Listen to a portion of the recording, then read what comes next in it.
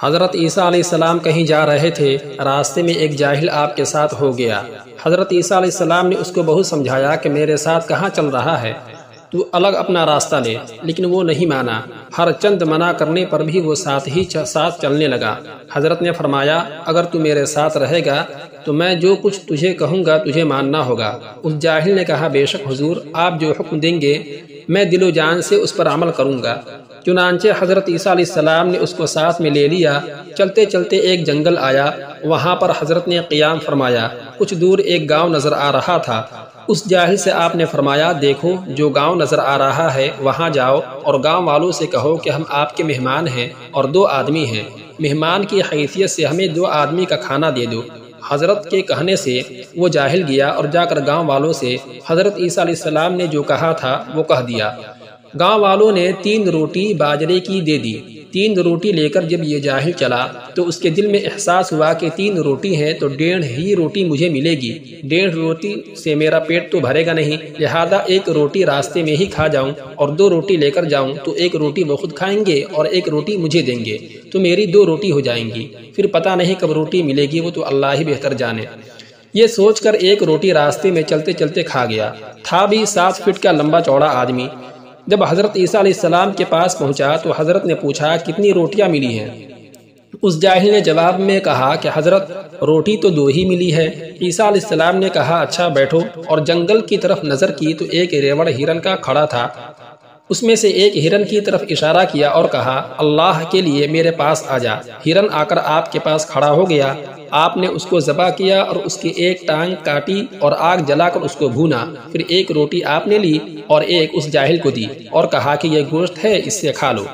اب تو جاہل دل ہی دل میں پچھتانے لگا اور سوچنے لگا کہ راستے والی روٹی نہ کھاتا تو اچھا تھا، یہاں تو گوشت مل رہا ہے، لیکن اب تو کھا ہی چکا تھا، پھر پچھتانے سے کیا فائدہ۔ خیر، اس جاہل نے بھی گوشت کھایا۔ جب دونوں کھانے سے فارغ ہو گئے تو حضرت عیسیٰ علیہ السلام نے اس ذبح کیے ہوئے ہرن سے کہا، اے ہرن، تو اللہ کے واسطے زندہ ہو جا اور اپنے ریوڑ میں چلا جا۔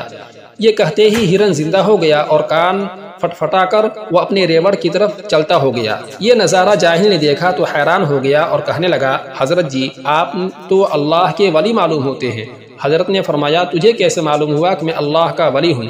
جاہل نے کہا، ایک جنگلی جانور آپ کے بلانے سے آپ کے پاس چلا آیا، آپ نے اس کو ذبح کیا، اس کی ران کاٹ کر آگ میں بھونی، پھر ہم نے پیٹ بھر کر کھایا، اس کے بعد آپ کے کہنے سے وہ ہرن پھر زندہ ہو گیا اور اپنے ریوڑ میں چلا گیا۔ اب کیا شک رہ جاتا ہے کہ آپ اللہ کے ولی نہیں؟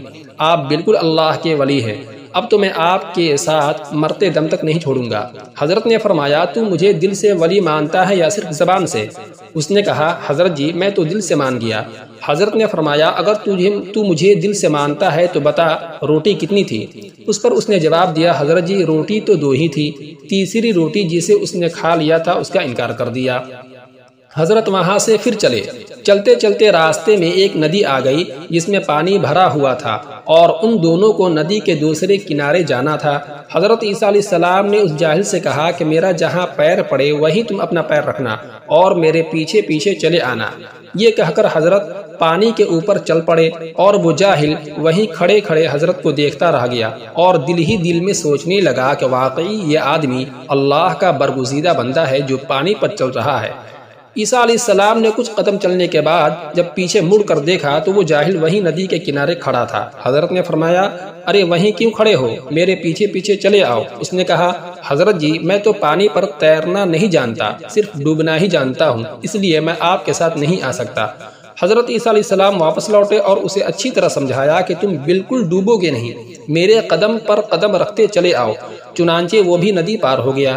ندی پار ہو جانے کے بعد وہ اپنے دل ہی دل میں سوچنے لگا کہ یہ عجیب انسان ہے جو پانی پر چل کر پار ہو گیا اور مجھے بھی چلا کر لے آیا۔ حضرت کے سامنے وہ ہاتھ جوڑ کر کھڑا ہو گیا اور کہنے لگا، آپ بالکل اللہ کے سچے ولی ہیں۔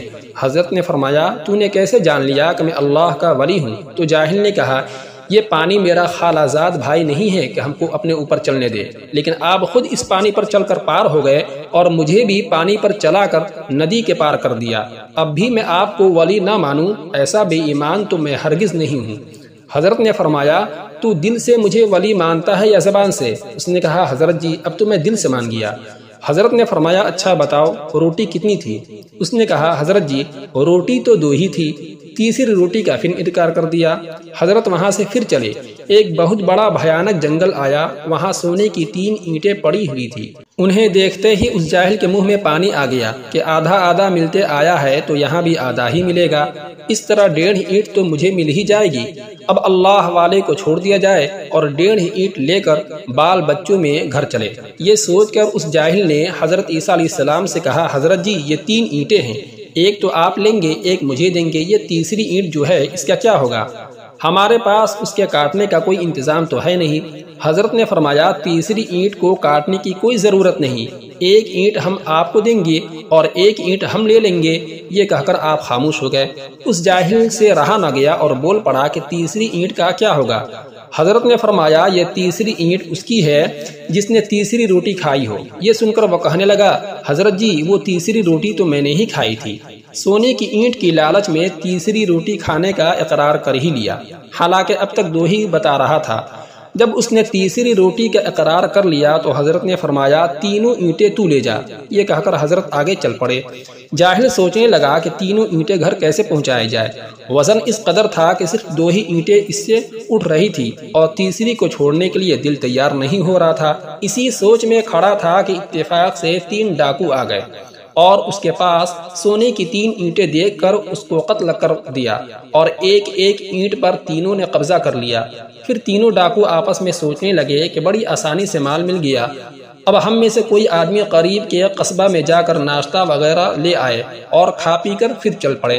چنانچہ اس تینوں میں سے ایک آدمی مٹھائی وغیرہ لینے کے لیے چلا گیا اور ان 2 آدمیوں نے جو وہیں جنگل میں بیٹھے ہوئے تھے آپس میں مشورہ کر لیا کہ جب وہ مٹھائی وغیرہ لے کر آئے تو اس کی گردن مار دی جائے تاکہ تینوں اینٹیں ہماری ہو جائیں۔ ڈاکو تو مرتے ہی رہتے ہیں، ہم سے کون پوچھے گا کہ وہ کہاں گیا، اور اگر پوچھے گا بھی تو کہہ دیں گے کہ مارا گیا۔ ادھر جو مٹھائی لینے گیا تھا اس کے دل میں شیطان نے یہ بات ڈالی کہ اس میں زہر ملا کر لے جا تاکہ وہ دونوں مر جائے اور تینوں اینٹیں میری ہو جائے۔ چنانچہ وہ وہیں سے زہر ملا کر مٹھائی لے آیا۔ جب مٹھائی لے کر جنگل میں پہنچا تو ان دونوں نے اس کی گردن مار دی اور وہ وہیں تڑپ کر مر گیا۔ پھر اطمینان سے دونوں مٹھائی کھانے بیٹھے۔ مٹھائی میں زہر ملا ہوا تھا، چنانچہ مٹھائی کھا کر وہ دونوں بھی وہیں ڈھیر ہو گئے۔ دوسرے دن حضرت عیسیٰ علیہ السلام وہاں سے گزرے تو دیکھتے ہیں کہ 3 سونے کی اینٹیں پڑی ہوئی ہیں اور 4 لاشیں۔ یہ عبرتناک منظر دیکھ کر آپ نے فرمایا یہ ہے دنیا۔ فائدہ: دنیا کی طلب اور حرص کیا کیا کراتی ہے اور کس انجام کو پہنچاتی ہے۔ یہ جاہل اللہ کے رسول حضرت عیسیٰ علیہ السلام کے کئی معجزات کا مشاہدہ کرنے کے باوجود اولاً آپ سے جھوٹ بولتا رہا، اس کے بعد سونے کی اینٹوں کی لالچ میں اقرار کیا، جبکہ یہی اینٹیں اس کے قتل کا سبب بنی اور خالی ہاتھ دنیا سے رخصت ہوا۔ دوسری طرف جن ڈاکوؤں نے ان اینٹوں کے لیے اس کا قتل کیا ان کی بھی جانیں گئیں، اسی کی طلب میں چلی گئیں اور وہ اینٹیں وہیں کی وہیں پڑی رہ گئیں۔ کس قدر عبرت کا مقام ہے۔